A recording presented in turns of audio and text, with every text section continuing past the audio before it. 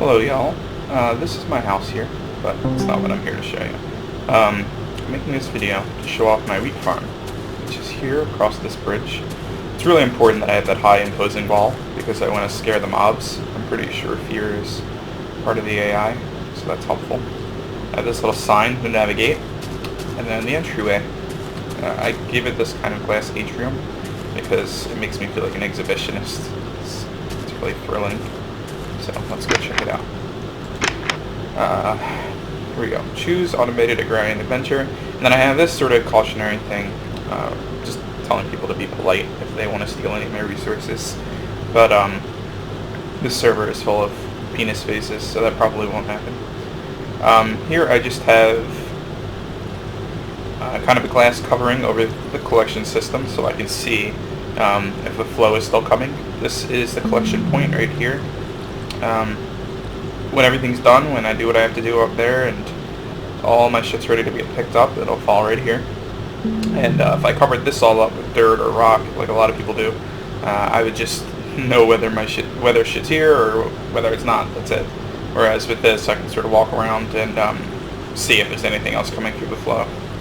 So let me show you how it works. Alright, so I have these fields. Right now I have 4, just because I don't really need much more, many more. I could have, theoretically, I could have them infinitely out, and as long as it were even numbers, I could have the infinitely horizontal numbers of fields, just because of the way water physics work in this game. But I'm not feeding everyone on the server. I'm not a socialist, so this more than suffices for my needs. I still don't even have enough seeds for this yet. I only have half of this field done. But yeah, the way water physics work in this game is that water will travel for 7 squares before becoming stagnant unless it can travel downwards. And that kind of necessitates the size of my fields. And the way water flows after being routed kind of affects the way I built this all. The size of my fields, which are 7 tiles wide, necessitated that each one has 2 water entry points, here, and there off in the distance. 1 tile, 1 entry point right there in the middle, right? Tried it first, didn't quite reach to the end of the fields. So 2 makes it perfect, it reaches the end, and 1 more flows over into the next field, which flows over into the next field if there were one, but there's not, so it just goes there to the collection point, dragging it to the middle. I finished it off, as you can see, it's prettied up, but without all the extra cobblestone closing the system in. There's basically 1 entry point up there, which I'll show you in a second, and then it's channeled down to here in the middle, and then there in the middle, and then each field has its own little channel that is raised, and that channels to here, and here, and here, and here.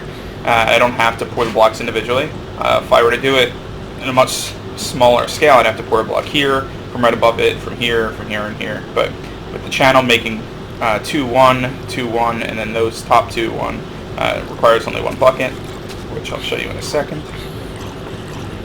Oh man, those mobs are mad. Oh, they're out there. That's good.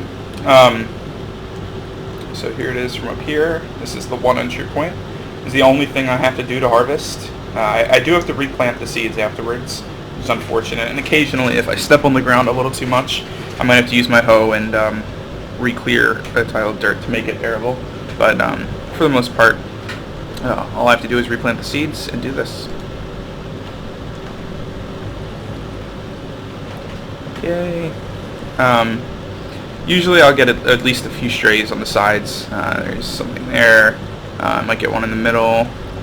Doesn't look like it. This side. Yeah, I got a few pieces of wheat over there. But for the most part, the vast majority make it. They get swept into that trench that I showed you. This trench flows to the right. This trench flows to the left from this perspective. And then they both fall into that central tile there, and then get swept in that little L shape that I showed you in the beginning. So right now I don't have any seeds, I don't have any wheat, so it's a fair representation of what this one harvest gave me. Let me pick these up. Let's see what I get from this whole thing.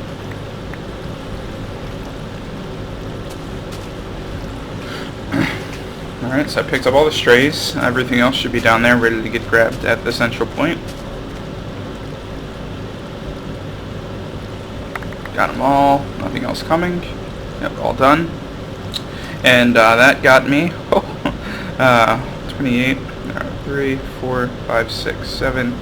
Got me 7.5 stacks of seeds, and it got me basically 4 stacks of wheat for the amount of work that one bucket was. That was pleasant. So sure, it takes a long time to build this thing. Took me a while to figure out the geometry with the water physics, which was kind of annoying. I only watched like one YouTube video to just kind of get the inspiration for it, and then I worked it out myself. But it's pretty simple. I just have to reseed it, and I'll get the same amount of wheat, but I'll have more seeds, because most fully grown wheat crops offer more seeds than